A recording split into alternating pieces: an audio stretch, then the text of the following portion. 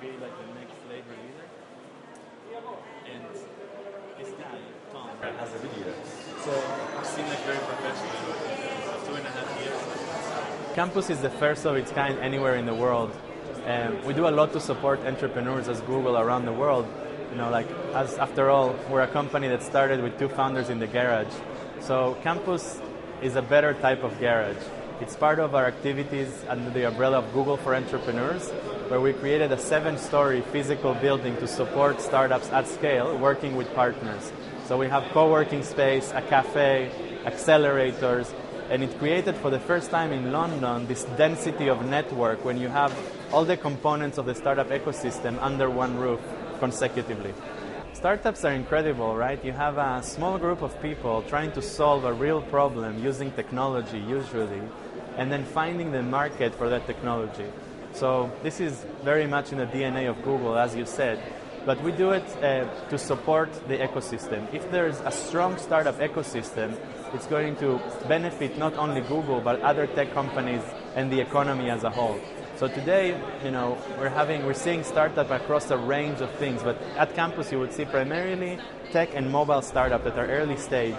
On average, people come teams of 4, and they grow at least by 25% while they're at Campus. So they add at least 1 person, but let's not forget that startups are designed to grow and they keep doubling in size if they're successful.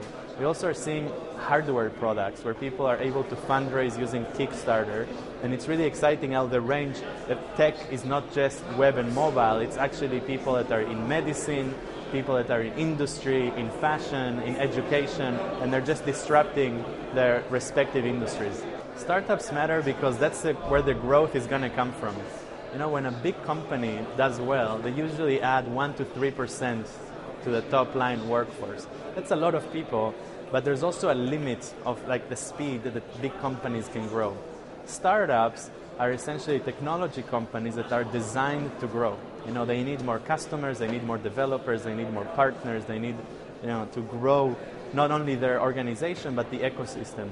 So when you have lots of startups succeeding, you have lots of employment, these people are spending money, you know, these people are also creating economic benefits, so it helps the entire ecosystem.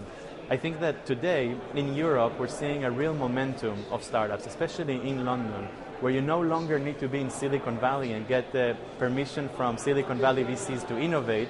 Actually anyone, students anywhere in the world, can go and create their own startups.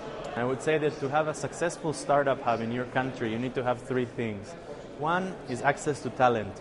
So attracting the smartest people in the world to your country and giving them the opportunity to work and create companies and join companies is very important. You know, in London, we're lucky that we have some of the best universities in the world, and we attract global talent to the city as a metropolis. Second thing is capital. You know, like startups need capital, especially in the early stages, to create their minimum viable product and lift it off the ground.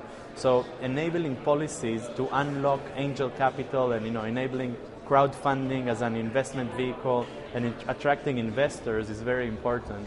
And finally, you need access to ideas. So you need people to think big, you need people to encourage people to solve real problems and find solutions for these problems.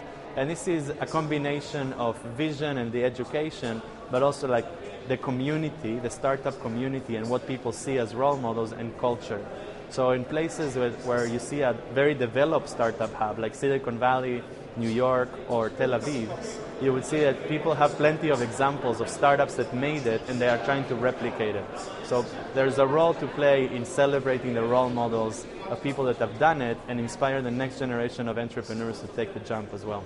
I think it's really interesting, this sharing economy. I think we can divide it into different areas, you know, like social sharing, etc. And then there's commerce applications like collaborative consumption.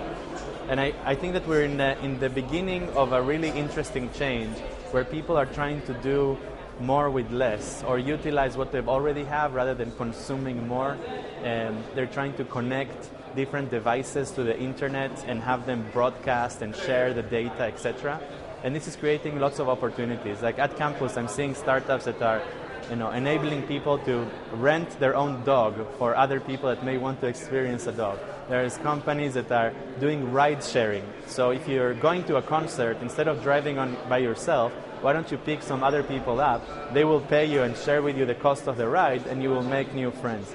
So it's moving from purchase into an experience of sharing and connection. And I think that there's a market for it. It's still early days, so we need to see, how viable it is as an economic solution. But there are startups popping up every day, creating new marketplaces for this sharing economy.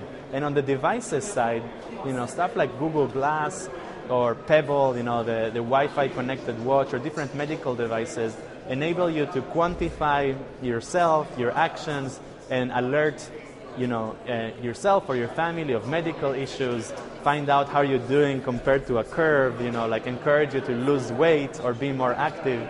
So I think overall it's an interesting development, and we need to see what happens.